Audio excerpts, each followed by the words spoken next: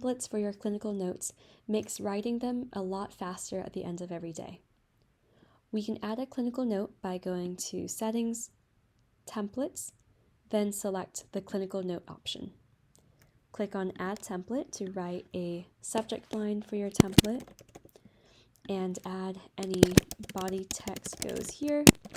You can put placeholder things such as blood pressure and pulse, that way you can fill them out when the template is put in.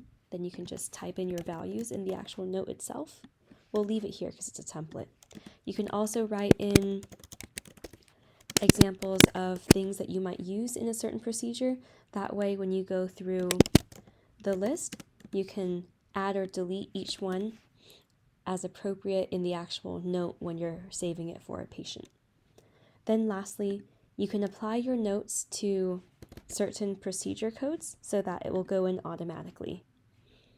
Make sure if you're doing a note for fillings that you grab all of the fillings codes. So for example, if this was a note for posterior composites, you would add all of your posterior composite codes. And of course, if it's just for fillings in general, you would add the codes for the front and back teeth for fillings.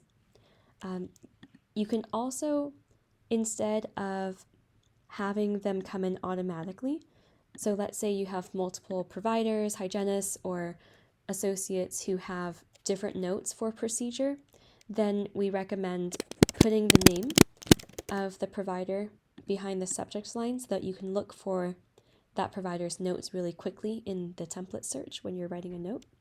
And you don't want to do automatic notes if everybody writes a different one, because then you would have to override it and choose a new one when it goes in automatically. But if you do truly use the same note for everybody, then we do recommend putting it in automatically so that it makes your note writing process a lot faster. Then save when done.